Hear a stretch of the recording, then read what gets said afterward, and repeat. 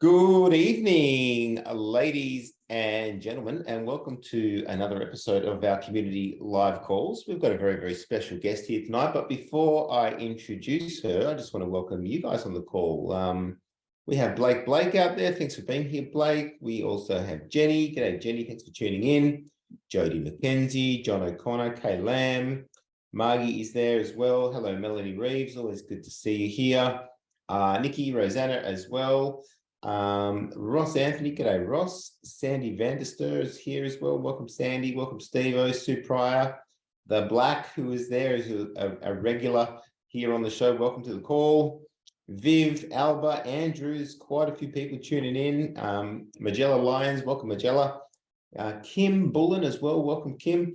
Alba as well, great to have you all. Thanks guys for being here, and what an incredible guest we have tonight. I'm going to give her a little bit of an introduction before we kick off. I asked her for a bio. And tonight's special guest, folks, she is a qualified functional nutritionist, a gut health therapist, and embodied health transformation coach who has been impacting healing for more than 15 years now. She combines traditional nutritional wisdom, functional blood interpretation, and combined analysis to determine the root cause of the dysfunction, support digestive issues, and lay the foundations to assist the body in orchestrating its own healing potential. Using an empowering holistic approach, she helps her clients create an intuitive relationship between their body and nutrition and pivot away from band-aid cures and mediocre solutions towards preventing, healing, and optimal health outcomes. She's passionate about changing the current trajectory of health and well-being through exposing the many myths around nutrition and health and empowering individuals to harness the body's innate healing potential. Quote, she says, "We do not heal by chance, we heal by choice." Very powerful words. The body already knows how to do this, but the mind and the heart have been distracted. When we remember who we are, we remember how to heal. All that aside, on top of that, she's a wonderful human being and a beautiful friend of mine. Welcome to the call, Jules McKie. How are you, Jules? Hi, Dave. Thank you so much. That was quite an introduction. Did I write those words or did you? Oh, I think you wrote them and I might have just spiced them up a little bit, but it's all true and you're wonderful at what you do. And thank you so much for putting the time aside. How are you today, first of all? Good, really good. Yeah, amazing. How are you dealing with all the noise that's going on? You know, I always like to ask people who are awake and aware as to the magnitude of the agenda, because I know you know all of it. How do you stay positive? What's your sort of, because you would have, I don't know if you saw my video earlier this morning, but I've really shifted away from the negativity. I want to be more solutions focused, at least for the next 90 days, just really dial in on what sort of impact I want to make. How do you process that? You know what's going on, but how do you prioritize your focus? I think the most important thing to remember, and for me, this is what takes me every day out of, regardless of how I wake up, and look, I have to be really honest, I wake up, and I'm not just saying this, but I wake up every morning and I feel amazing because for so long I've practiced gratitude. And I think when we stay in that space, and it's the first thing that we think of in the morning is what we're grateful for. And I mean, I break that down to the pillow under my head, the sheets covering my body, the roof, you know, the water that's running from my tap. We have to break it down to its simplest form, because then we remember why we are here. We remember that it doesn't matter what else is happening out there in the world. There is so much noise. There's madness. The way I see it now is like a little bit of a game. I find it comical. And I think the more that you move into that self-empowerment, into that embodied self, and the more you remember who you are, the less it kind of impacts you. I mean, we know, I guess, that, you know, this isn't over to a certain extent, but in another regard it is, because we choose how we're going to play in that field. Those who have chosen to be awake at this time, for whatever reason, if it was their soul's journey when they signed the contract to enter the earth right now, or whether it's just that, you know, it was just how it was meant to play out.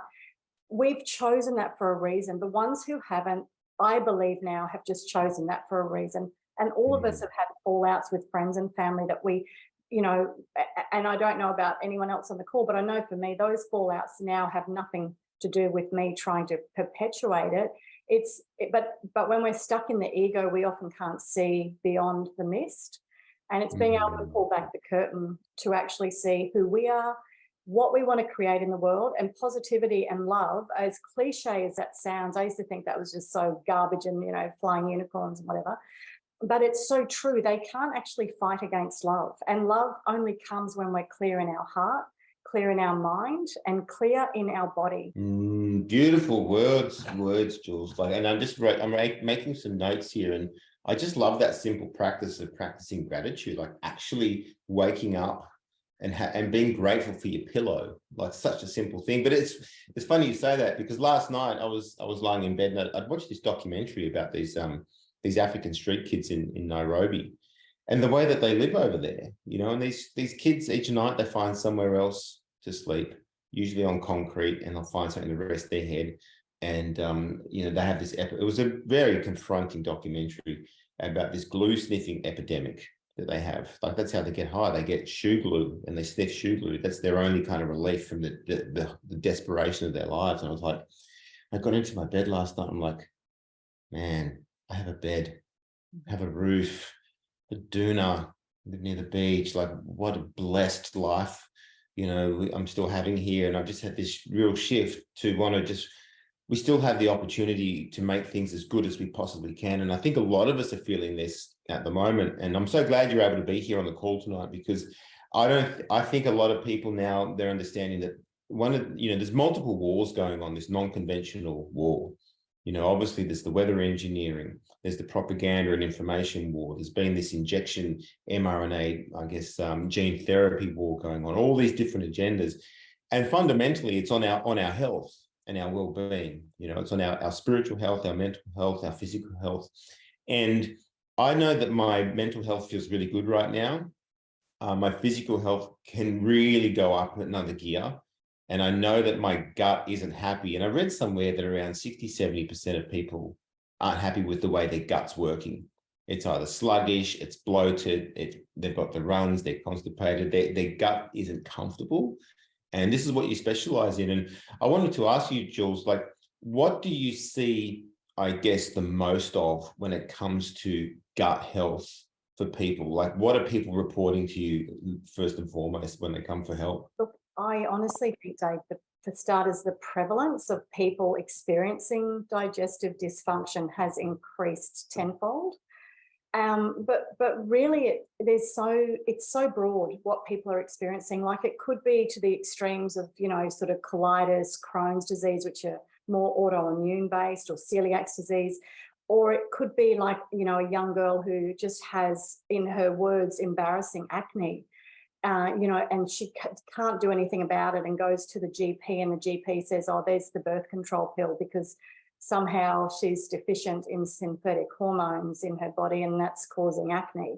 So, but all of these things come back to the gut, and bloating, you know, excess gas. I may have said last time I was on, I always find it amusing, particularly when I'm talking to men and I'm doing their first consultation, and I ask them a lot of questions, and I'll be like, so, you know, do you have a lot of gas or flatulence? And oh, no, I don't. You just hear their wife or their partner in the background going, are you freaking kidding me? Like, seriously? You sound like a bugle, or, you know, that's a Right. truck. So, but most people, again, a new client said it to me today. She goes, I don't think so, but maybe I do. And she said, I think you just get so used to that, you think it's normal just to fart all day long, you know? It seems normal, but is it? Or is that a sign that you've got food fermenting in your gut and you haven't got enough stomach acid, and et cetera, et cetera? So it's so broad what I deal with.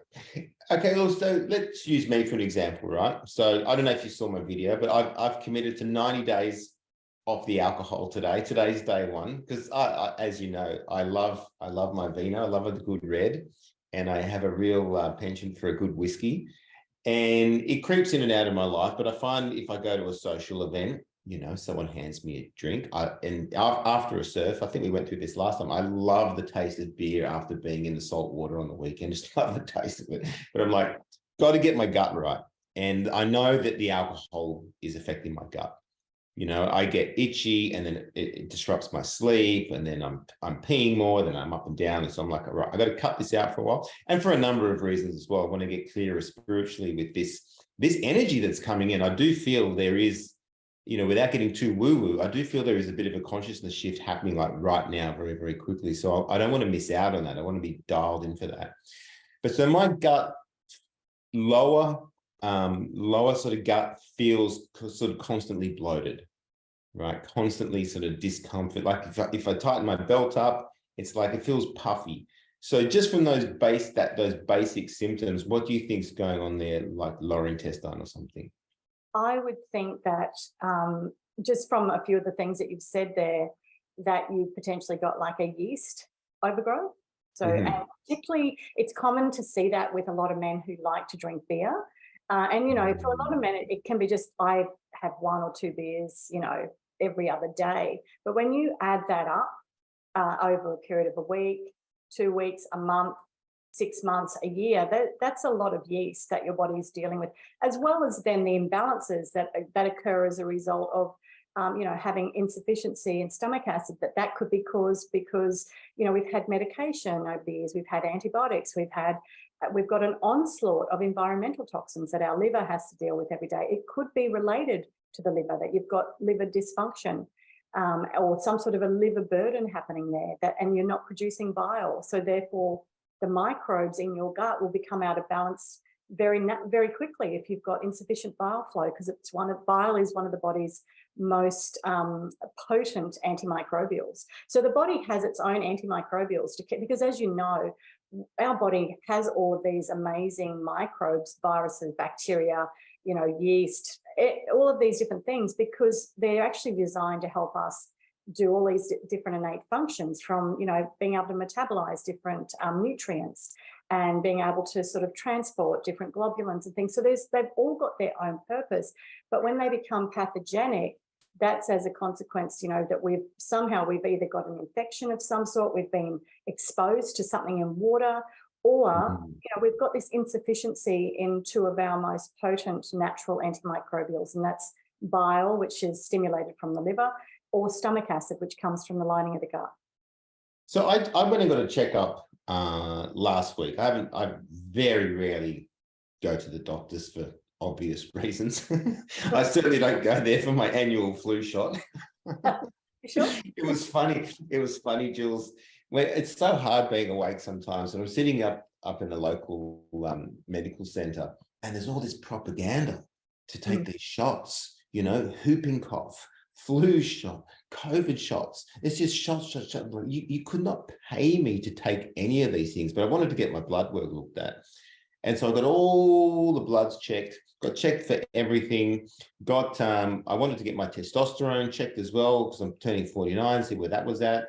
That came in really well too. So everything, I said to the quack, I said, how's it all look? He said, everything's great. Prostate's great, everything's great, and so on. He said, everything looks really good. You've got a clean bill of health. I thought, fantastic. Why is my gut shit? Why is my gut constantly uncomfortable? And it doesn't really seem what I do. So I don't know really where to start. Now I've got an appointment with you Wednesday, isn't it? Wednesday, yeah. Wednesday, we're going to do a proper appointment. But for someone like myself with those sorts of symptoms, where do I start? What's the first things, I guess, that you would encourage right from the start?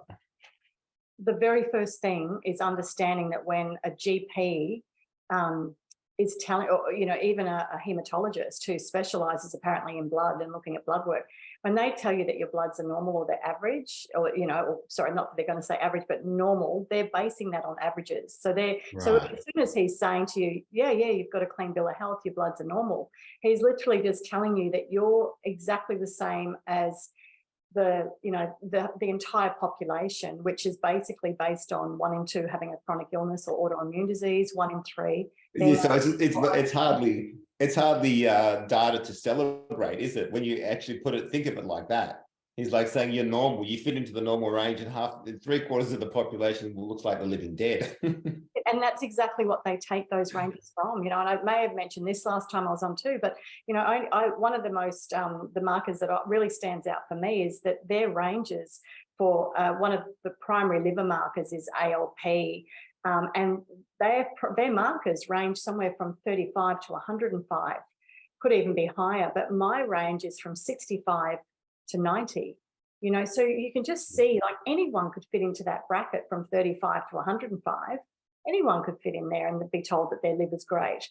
But for me, it's so much tighter in my ranges because they're based on functional optimal ranges of people who are, when these studies are done, it's on people who are in peak health, not just pretending to be healthy because they're calling themselves a vegan and saying, you know, I'm going to protect the earth and but I'm going to kill myself.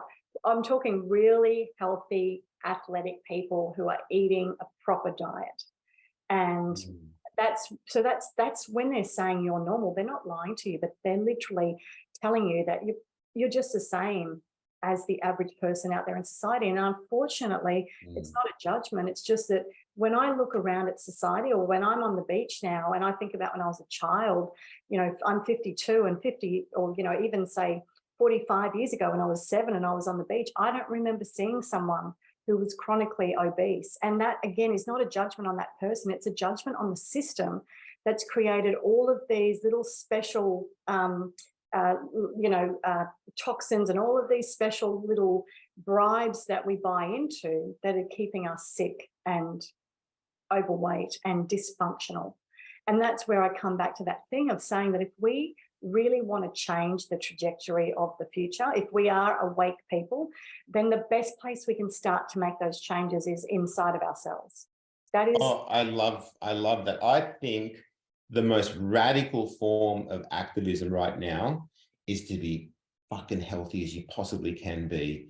Undo your deep subconscious programming, get really fit, get really strong. Like that's the most epic form of radical activism, because I shouldn't laugh, but I had a meeting at the Lismore Bowling Club the other night.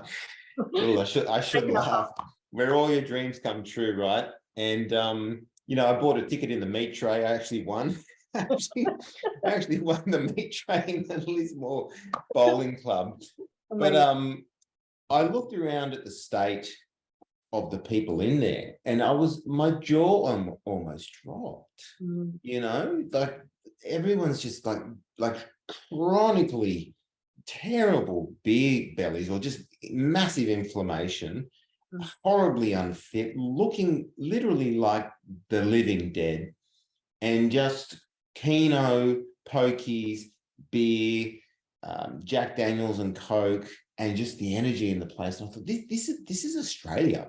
Any club, any night of the week, that's what's going on. And then you go to the shop, you go to the shopping centres, and you look at the state of the average person walking through Coles or Woolies or Target or Kmart or whatever, and you're just like, man, this country has a chronic health problem. As if they had no chance of smelling the bullshit when it came to the agenda, because they're completely out of touch with their own physicality.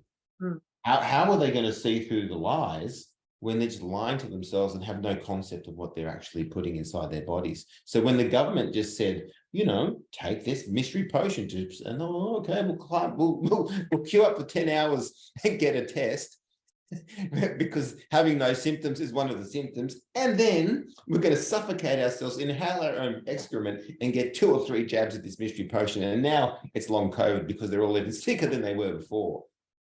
It's mind-blowing, Jules. Sorry, I went off on a bit of a tangent there. But, I think this is why these conversations are so important. And I wanted to ask you, why are we hearing, I think everyone on this call tonight, they want to get healthier. They're understanding that now's the time to get radically strong. Why are we hearing more and more that the gut is the foundation, like the real core of good health, that's where it really starts? Well, when you think about it, so when a baby is being born, so, again, our childbirth has now become so medicalized that apparently it's now up as high as 60% of natural childbirths have an intervention process.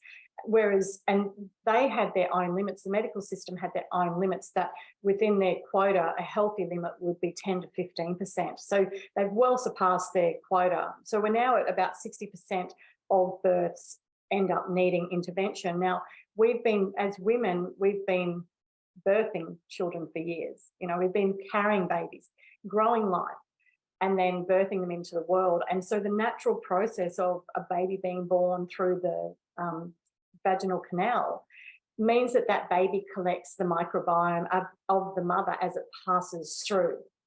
What we're seeing more and more of now is over the last, say, 20, 30 years, are babies being born by cesarean section. And sometimes, just as a doctor or a surgeon's needed if you've broken your leg or you've had a car accident, they're amazing in that situation. I want them there in that situation. But we've medicalized this process. So a baby's being born there to being sort of zip, mum's got a zip in her tummy and the baby's out.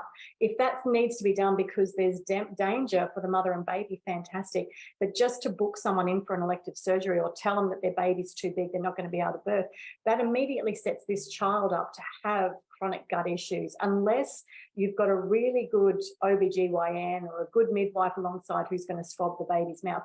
So that's the starting point. So when we ask that question, we can go right back to someone's birth to understand what has happened to their gut throughout their life. And so when there's a deficiency or an inefficiency in the microbes to begin with, we are then going to see these children growing up with gut issues who are going to turn into adults.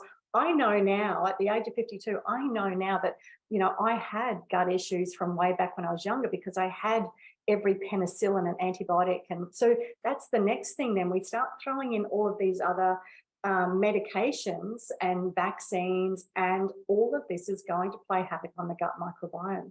And, you know, and then, and then we have the food system. So we've got this food system now that's sprayed with toxins. So, you know, a baby's first meal is probably, I mean, you know, if the baby's breastfed, great. But again, quite often, and again, I would say I've got probably about 10 or 12 little children at the moment who are under my care. And they are, all of them, every single one of them has had a vegan mum, vegan through pregnancy, and then trying to breastfeed and chronically depleted. So they are chronically depleted. So it's just so broad when we ask those questions, because there are so many reasons. But the gut is the mothership, because it houses about, you know, well, they say on average there's somewhere between 75 to 95% of our immune function. Now, we don't have to call it an immune system, because really it's a function that's helping to keep everything in homeostasis and in balance. So that part there, and then we've got the vagus nerve that connects the gut to the brain and the brain to the gut. So stress, you know, this overaccumulation of you know, the technology and all of these other influences that are affecting the brain are also going to have that reverse effect on the gut. And we end up with poor vagal tone and so on and so on and so on. It's such a massive pot, and it's why I love it so much. I never imagined, when I was back in law for 15 years, I never imagined I'd be sitting here talking like this and being literally a complete geek about it. I geek out my weekend. I have to switch off on the weekends and go to the beach with a geeky book or something. You totally found, you know, you calling, Jules. Like, this is what you meant to do. It just comes through the way you speak about it. And I can actually see you doing law with, you know, with your jacket on today, your glasses. You look like you could be in a legal office. But I'm so much happier you're doing this. But okay, so someone like myself, right? Let's use me as an example. Skin's pretty good.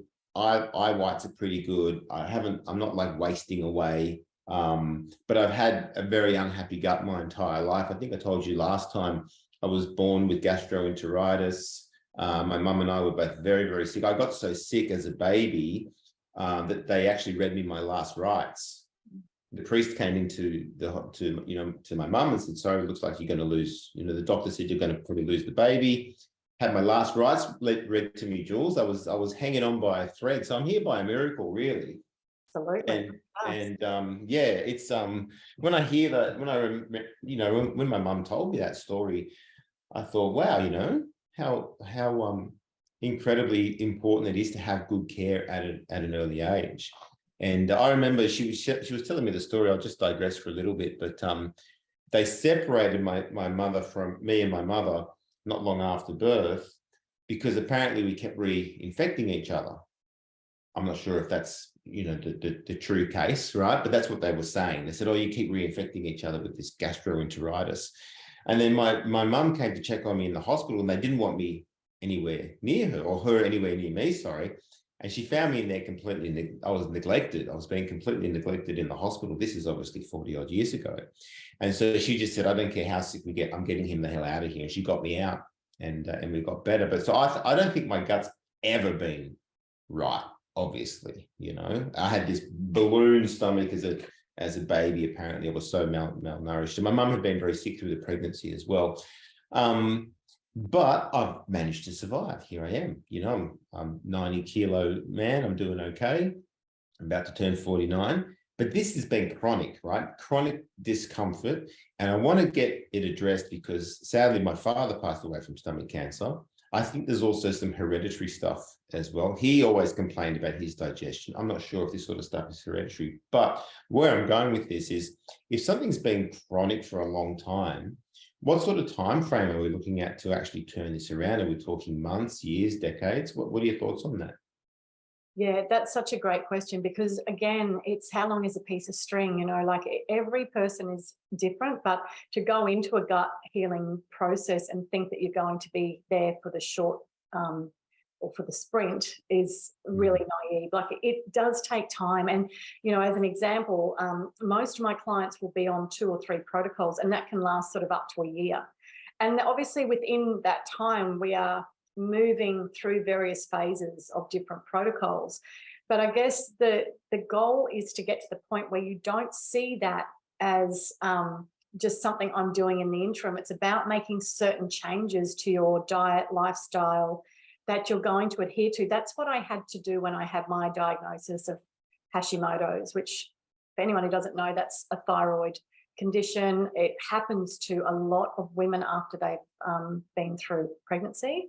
So postpartum thyroiditis, which usually will clear up, they say, after about sort of 6 months. Well, mine didn't. But from that day on, that was when I decided, okay, this isn't just about me healing this momentarily. It's about the long haul. It's about how do I want to show up for my children? How do I want them to see me as a woman, as an adult, how I'm taking care of myself? Because I didn't have that with my mum. She's a beautiful woman. She's done the very best, and I love her dearly for everything she's done. But she didn't show me how to take care of myself. Her mind, so this is where I want to take this too, is my mum's mind was always in trauma and abuse from her childhood. And so she never healed that. So she lived in that victim state. And I had that tendency to do that myself as well. My sisters did too. But I made a choice in that moment when I was handed medication that I didn't want that, because I felt inside of me something was already saying, you know how to heal this. Your body has the mechanisms. You just now need to find the people to show you the way. And when I stepped onto that new journey, it was a done deal for me. I'm not going to stop this because I don't want to ever go back to feeling like shit. You know, I feel better at 52 than I did at 22. And that I want to run around one day with my grandchildren. I don't want to be that nanny sitting in a rocking chair who can't get up because my ankles are swollen. You know, we have to sort of look beyond where we are right now and beyond our own health to who else we're impacting. And I think that's one of the biggest mistakes we make as a society, is that we seem to think someone's going to be there to take care of us in our old age. And that's lovely. I think being around family and community is so important. But if we're not dealing with our own health and we're not seeing the responsibility we have to others around us as well as ourselves, then I think it's really quite negligent on our part and quite selfish as well that we do that. But the other side of that is dealing with the underlying trauma that many of us carry through life, and we don't realize. Often, like you were just talking about the club that you went to in Lismore, I mean, that to me, Dave, is just a snapshot of the society we've got now, because people are so embedded in trauma. So they're burying themselves in substances, in gambling, in porn, in whatever it is that's keeping them from, it's like if I can just keep that little wall there, I don't have to look at the problems. And for me, it's like, I just show me all my problems, show me how to deal with them. I don't want to hide from anything. And I'll just tell you quickly. So I've been sending a lot of my clients to see this kinesiologist here in Byron Bay, and I'm yet to find another one in Australia like her. I've got a few others who are good, but no one has been like her. So I was thinking, I've got to go and see what this woman's about. Like it sounds amazing. I've seen all these amazing changes in my clients. They're embodying stuff that I couldn't get them to move through. Anyway, I headed off to see her a few weeks back for my first appointment, and I'm walking there going, I don't even know what I want to talk to her about. I feel amazing. Like, life is great and I'm happy and I'm vibrant and I'm healthy. But within 15 minutes of talking to her, I was a blubbering mess, and all this stuff Wow.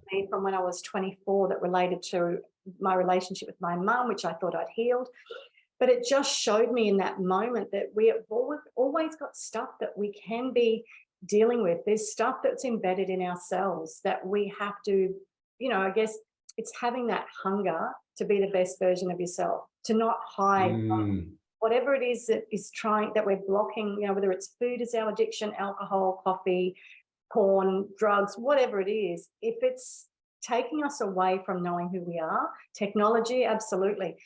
I just saw the support they're putting in technology. It's whatever it is, it's taking us away from knowing ourselves and becoming the much better version of ourselves. Yeah, you absolutely hit the nail on the head, Jules. And I think where I'm going, I guess, where I'm looking to make more of an impact is for men's health, because I was on the construction site today on this job, and I got there, and it was I was a little bit late because I obviously surfed a bit longer than expected, and I got down there by about 10:30. Fortunately, the tiler was late, but I was just mixing sand and cement for him today. There's a couple of other guys doing block laying. And I reckon they both would have been my age, right? Late 40s. That was my guess. But I reckon they probably both looked 10 or 15 years older. And by 11 o'clock, they were mixing mud on the beers, right? And every time I made another mix and took it upstairs, they were having another smoke. And I just looked at these blokes. I thought, you know what? You guys work your freaking asses off. Block laying is a hard trade as it is. But these guys are on the beers before midday and smoking durries all day, inhaling freaking concrete dust, which is a pretty nasty one to inhale anyway, like that's just the nature of construction. But I just thought, why are these guys doing this? One of them offered me a beer, and I actually said, I'm actually having 90 days off the drink. And he goes, what's wrong with you, bloody idiot? Like this. I was expecting that.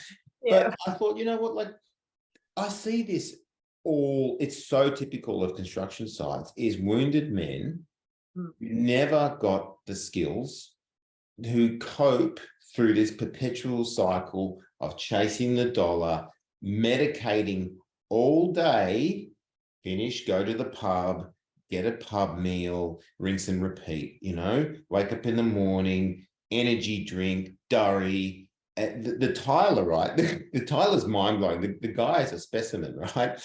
He's 60 years old. He's like a little pit bull Lebanese guy. I offered him some water. He said, water? I don't drink water. Doesn't drink water. Does not drink water, Jules. This guy doesn't drink water. I'm like, what do you drink? Get Coke. Just got a 6-pack of cans of Coke all day. I'm like, you people are freaks. How are they even standing? But I think a lot of this comes from obviously a lack of education. And I think after such a long period of this self-medicating, their bodies actually run on sugar and nicotine and alcohol. It gets to the point where that's what they're actually running on. God knows how they keep going, especially doing physical labor. But until they can't, or until their body doesn't anymore, and that's the unfortunate thing of a doctor telling you that your bloods are normal, is that's how the system's designed. They're not actually picking up stage 4 cancer or stage 4 renal dysfunction or prostate issues or anything until you've literally at stage 4, where they have to medicate you for the rest of your life and you're in a chronic state of dysfunction. Like one of my recent clients, he has dialysis every single day, and he sounds exactly like the men that you've just described. And a year ago, or just under a year ago, he was told that he was going to have to be on dialysis every single day for the rest of his life. So he goes to bed every night with a dialysis attached to him so that he can, get rid of the excess fluid in his body that he can't urinate out anymore. And the conversation with him initially, when I said to him, you're gonna need to stop alcohol, and you're gonna have to stop this and that if you want this to work at all. And he just couldn't even get his head around it. And then for clients like that, I'll read them the Right Act and just say, I think you're wasting your money working with me and my time and your time. And then he was Good like, on you. no, I really want to do it. And I said, well, then you have to make these changes, because this is what's gotten to you to the point where you are now. So it's, your body will keep going, because our bodies are amazing. Like our liver, Amazing. incredible. But, then it'll just get to the point where it'll just go, there's a bit of stage 4 cancer for you. I can't do this anymore. I've sent you. Because all of those men that you're talking about today, they'd be getting signals all day. They'd get sore limbs. They'd wake up, tired. They'd be gassy all day. They'd have headaches. They'd have all sorts of things, but they would literally just throw down another one just to complete and just shut that out, like I was saying before. And it's the most radical form of responsibility, is to take care of your health. It's really, I'm so, as you know, I'm passionate about changing the world, one gut, one person at a time, because I think we have this opportunity now to create an amazing new future, for whether it's just for ourselves or for the future generations, but to turn back the time in the sense of how we look at health. And honestly, I have so much hope, because I see more and more people every day showing up wanting to do something different with their health. I see doctors who are changing, who don't want to do it the way that they used to do it, Funny you say that. I remember, I shouldn't laugh, but I remember having a conversation when I was living up in Broadbeach with my quack at the time. I went in for a checkup or something, and I had this dispute with them there, because I don't remember what I went there for. It was an ear infection. I think I had a pretty bad ear infection. And they wouldn't let me in unless I wore a mask. I said, I'm not wearing a mask. And so they wanted to deal with me outside of the clinic. They wanted to give me a teleconsult and make me stand outside like a freaking leper. I was like, this is mind-blowing, right? It was so freaking messed up. But they gave me this teleconsult, and my doctor was encouraging me to, get vaccinated. And anyway, we used to talk a little bit on WhatsApp as well, because we'd got talking one day. He'd bought an electric skateboard, and I obviously electric skateboard, and I went for a skate with my doctor one day, and he was pretty nerdy. He could barely stand on the bloody thing. We're doing 2Ks an hour. I'm like, come on, man, can we go? But anyway, I was nice to him. So we had a little bit of contact, but it wasn't long after. It was about 6 months later. I got in touch with him. He said, oh, by the way, I've quit medicine. And I was like, why? He goes, oh, I've since learned it's all wrong. He said, I'm barking up the wrong tree. I was like, wow, I wonder how much of this is going on. I wonder how much of these so-called doctor and nurse shortages are actually not just people who have been pushed away by the mandates, but they're realizing the whole system is fundamentally fucked. Excuse my French. It is fundamentally rotten to the core. Like you said, for trauma, you break a bone, you have a car wreck, and that sort of stuff. But for actual health care, for getting healthy, couldn't be further from the truth. We only have to walk into a hospital cafeteria, or walk in to see someone that you're visiting there, and come in at mealtime and look at what they're serving them. I mean, that's going to kill anybody very quickly.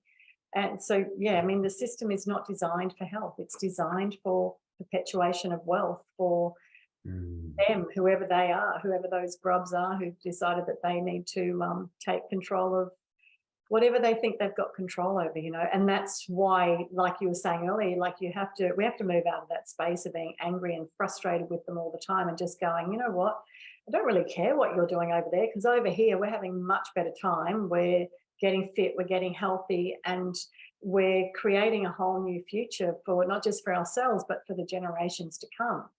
And, for me, I can't see anything more exciting. I used to be I was the party girl. I was literally at the pubs Thursday, Friday, Saturday. I would be dancing on the table at the Victory Hotel in Brisbane on a Sunday afternoon. I'd have my rum bottle in my bag and zipped up and pouring it into Go girl. I was that party girl, and I did a lot of drugs and a lot of stuff. I was a real full-on party girl. I had fun then. But when I think about that world now, I feel like I'm a person I don't even know. But I still have the most amazing fun, and it just looks different because I'll be out stand-up paddleboarding or, doing, 20K hikes and camping, and that's what I'm not looking for something to fulfill me anymore. That's from a substance. It's from being in nature and being grounded and, having the sunlight on your skin. And that to me is like a rush. They're the endorphins. Oh, absolutely. It's, I think that's something that so many people miss out on, is that sense of exhilaration that you get when you're feeling fully alive. You don't need a substance to make it better. I was in the surf this morning. I don't think I've seen a more beautiful day. It was just spectacular. The wind was crystal clear. The surf was magic. There's pods of dolphins. There's whales breaching out the back. Skies were blue. I'm just like, how incredible is it? It couldn't have gotten any better. And then I got to that building site and I thought, wow, look at these guys. Like, they're missing out. They're missing out. And that's what I really, I guess, having this sort of shift around where I want to focus is that, like you said, Jules, there's all this yucky stuff going on. And I can't stop that. I can't stop Klaus Schwab. I can't stop these books getting into the libraries, the child indoctrination books. Can't stop any of that. What I can do is encourage men, especially, to take their health much better, because your health is absolutely your wealth. It is priceless. It is something that you can't buy. Once it's too far gone, like you said, once you pass that point of no return, no amount of money can buy it. You just can't buy it. You have to be investing in that. And I'm learning. I'm being more cognizant of my habits. What are the habits I want to drill into myself? Because if let's play both scenarios. I'm super excited for what the future may bring, but I'm also mentally prepared for anything that may come. We may see radical numbers of people in the next 12 to 24 months start dropping off. We just don't know. That could potentially happen. And so we need to be getting ourselves ready on all sorts of levels for that possibility, to create new habits. Because if there is a lot of stress, you're going to fall back into your habits. And your habits are either getting up full of gratitude and finding something to be grateful for, training, stretching, lemon water, whatever it is that your rituals are, your habits that are ingrained in, or you pick up the phone, you pick up a diary, you're guzzling caffeine, you're doom scrolling. Like, they're the habits that are going to come, straight to the surface. And, we'll start wrapping up the call over the next 15 minutes, Jules, but talking about habits when it comes to, I guess, your routines and what you're encouraging your people to do so they're changing those negative ones. Where does it really start when you started, I guess, giving people some guidance there?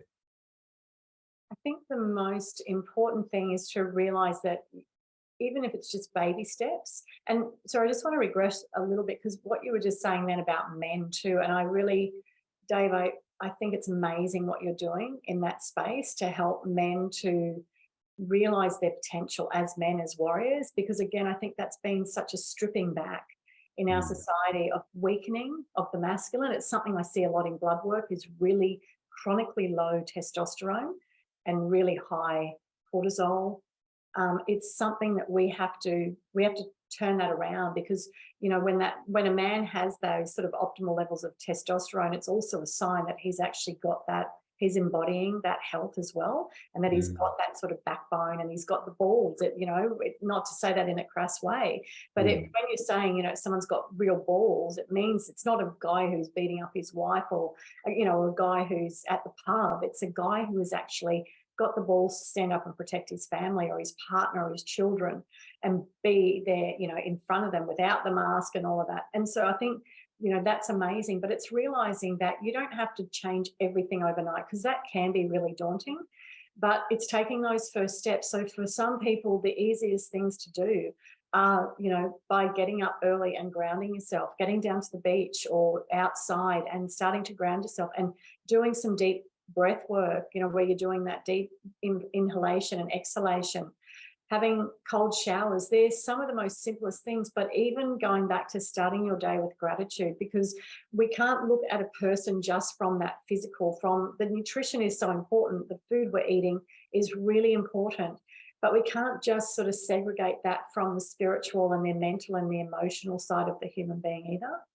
So starting with from that aspect, I think people often find it easier to go, oh, okay, I might just go and lift some weights or do a Pilates class or do a walk. That's often all some people can manage.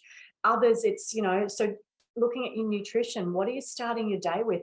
Change how you think about breakfast. This is, again, another trap that they've brought everyone into thinking that breakfast has to look like a box of cereals with shit in it. Are you saying my Cocoa Pops are no good? Cocoa Pops are shit, and you better get rid of them before next Wednesday. I don't eat Cocoa Pops. I used to love Cocoa Pops. I gave them up a while ago, but they were my favorite. You leave them in there until the milk goes all chocolatey. They go a bit soggy. You get the milk to the Cocoa Pop ratio just right. It's like a slurry of chocolate. What a start to the day. I'll give you a healthy recipe for them, Dave. There you go. You can have your Cocoa Pops again. So, well, Jules, how do you start your day as far as breakfast goes? Give us a bit of a snapshot how you do it. So, well, I always do breath work in the morning, like even if that's just lying there and just doing sort of 5 minutes of breath works, you know, a bit of a closed eye meditation. I get up and I'll have, you know, like my lime juice with some sea salt. Sea salt in water is amazing, but making sure it's the right type of sea salt. You know, you don't want microplastics and heavy metals in it. You want to sort of be getting those more, those ones, I guess you have to look at the ones that have been well studied, like Nordeur and, you know, Celtic sea salt and that, but making sure that they don't have all those nasties in them. And then, sea salt's basically, it's like an electrolyte, yeah? It helps your body talk to itself. Absolutely. And, you know, adding a good squeeze of lime juice to that, which is high in potassium. I mean, unless you've got like chronic renal issues, having potassium is going to be great as well. Lime's better than lemon? I much prefer it because it's high in potassium. Lemon is great, but the only thing you want to watch out with that is obviously the plaquing on your teeth. You know, you want to make sure that you're not affecting the, not the plaquing, sorry, the enamel on your teeth, I should say. I've heard that. You should be actually drinking it through a straw, true? Through a straw, or drink it first thing in the morning and then brush your teeth straight away after it. But, or otherwise, yeah, do like a big litre of water with about half a teaspoon of really good quality sea salt and some lime juice, and sip on that throughout the day. Lime isn't as corrosive on the teeth, on the enamel. And then for me, for breakfast, I would have, people are usually shocked when I say this, but I probably have bacon, not every day, but quite a lot. I love free-range, nitrate-free organic bacon. I'll have that with eggs. I'll have it with avocado, rocket, you know, whatever I've got there. Sometimes I'll have slow-cooked meat for breakfast with, like I'll do instead of like a smoothie bowl, I do a savory bowl with sweet potato mash and all sorts of other lovely things in the bowl. So that's kind of, I've really changed my thought process around breakfast, because again, if we're not starting our day with fats and proteins, we've got nothing to support cortisol, our hormones, we've got nothing to support that brain function and helping us to get that energy for our day, those building blocks that we need. So yeah, that's how my day starts really. And then I have a bigger meal in the morning and a smaller meal at night. Like tonight, I just had some barramundi with a little salad.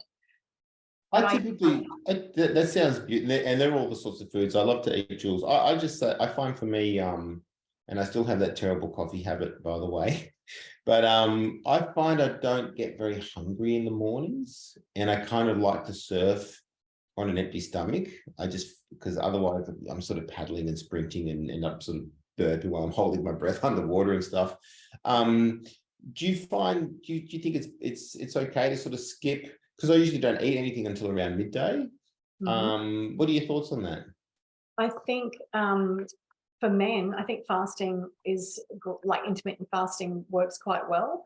And the majority of the studies done on intermittent fasting have been done on men. So women have fallen into this trap of doing intermittent fasting, but our bodies are very different. We're biologically very different and our hormones are very different. So yeah, I don't have a problem with that. But the reason that you're waking up not hungry is probably for a couple of reasons. It's either that you're eating too late at night, or that you've got significantly high cortisol and stress hormones.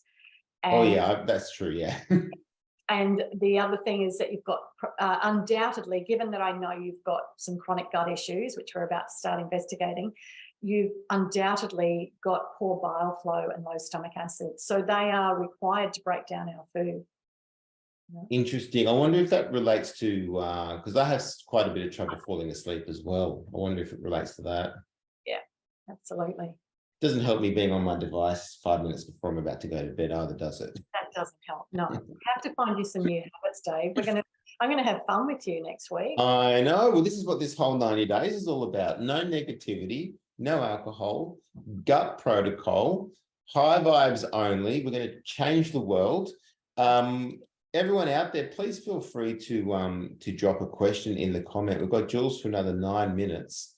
And please feel free, drop us a meeting in the drop us a comment in the meeting chat.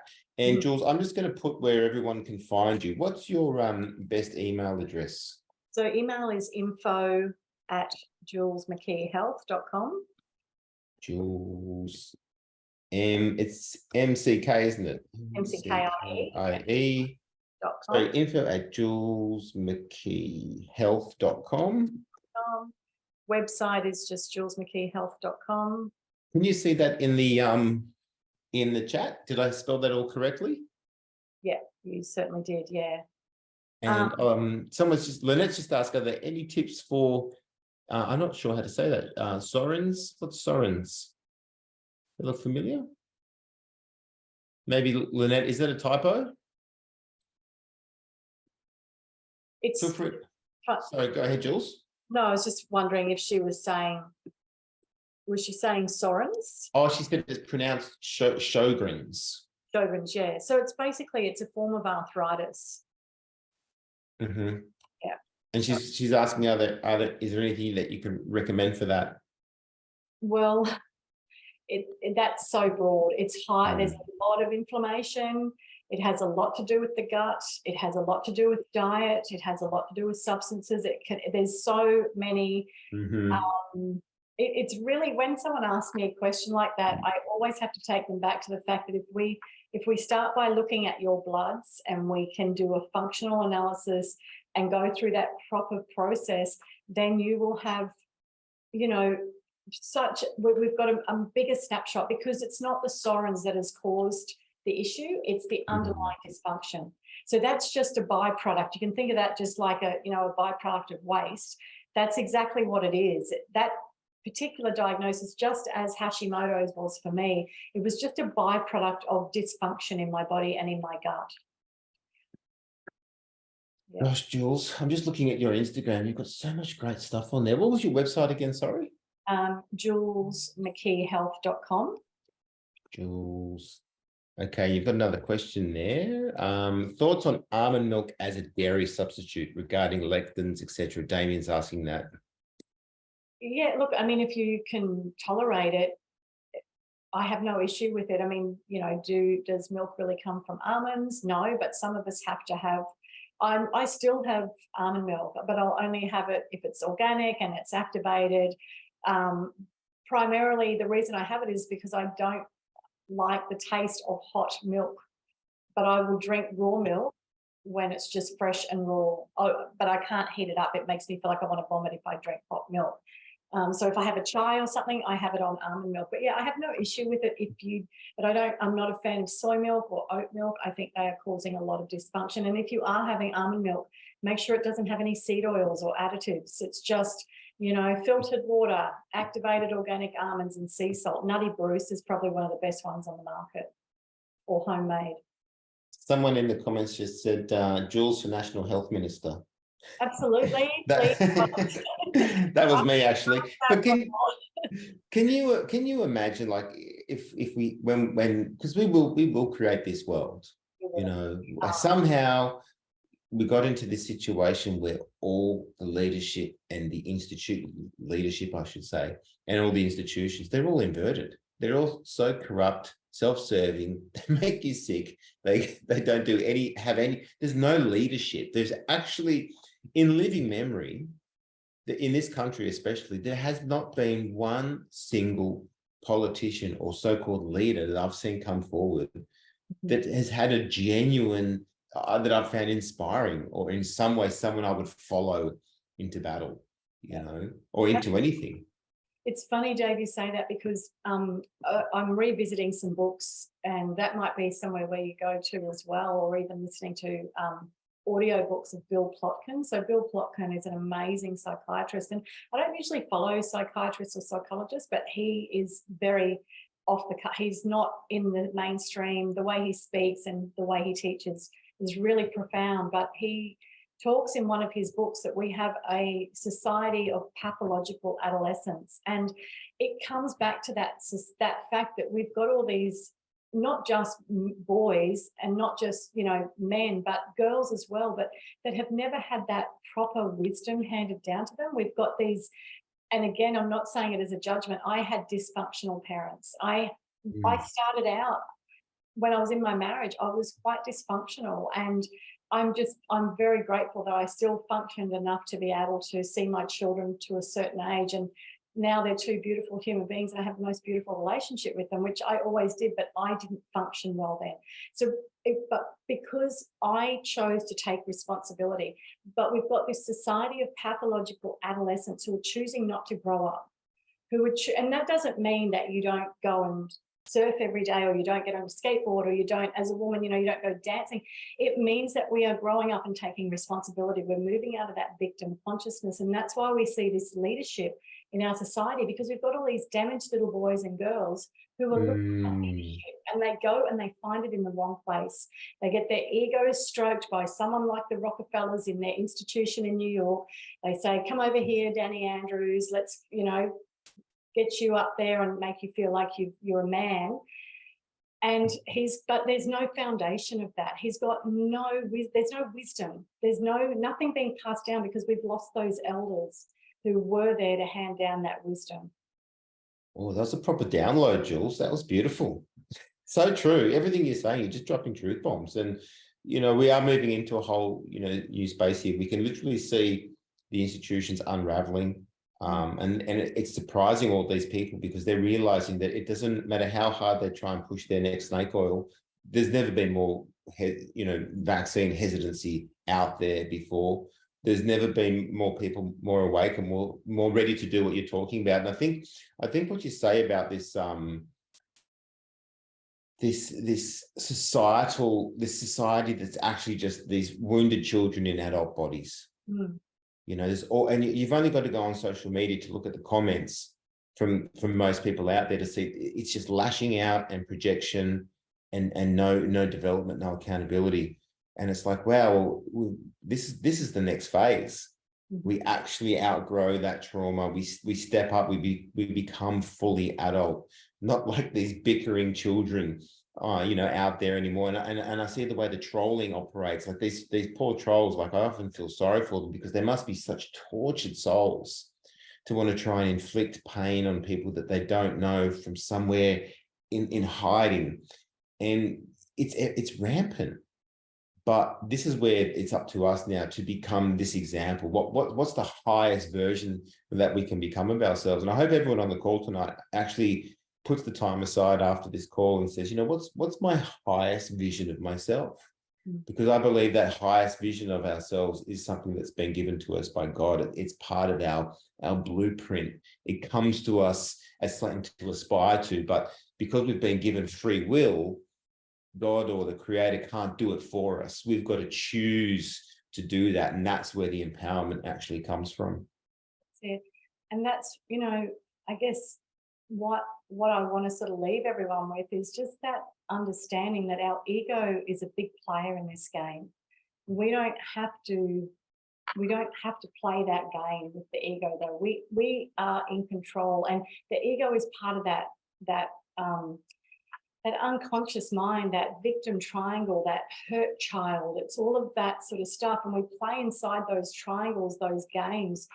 But at any stage, we can choose where the exit point is out of that triangle. You know, if you think about that inverted triangle of the victim, and you've got the prosecutor or the persecutor, and then, you know, you've got over here the rescuer, and then you've got the victim down here. We all in some regard play in that space. But when you become aware of the roles you play, you often see it play out in families, which is where that dynamic happens at its best and its ugliest. But when you know that you're playing in that space and you go, I don't want to play here anymore, I don't like this sandpit. I don't like the playground. I don't want to hurt people anymore. I don't want to be part of this game. And you move out of it and up here into self-responsibility. That is the most powerful place that we can play in. And it's constantly knowing that every time something happens, you are coming back to that consciousness of going, if I make that move now, am I making a move for the betterment of myself, my family, my friends, my society, my community, the world? Or am I just going back into that triangle? Am I just playing in a space that no longer warrants my involvement? Powerful words, Jules. Powerful. What a great chat we've had tonight. We could go on and on and on. I just want to thank you for your time on behalf of everyone. You do such amazing work, and you have so much to offer, not just from a nutritional perspective and a health perspective, but you have this real spiritual awareness that's really shining through as well. You have your finger on the pulse, Jules, in many ways. So what a pleasure to have you on the call, and on behalf of everyone, thank you so much. And I'm looking forward to our appointment on Wednesday. And I'm gonna run a little gamble here, right? Any final words before we wrap up the call?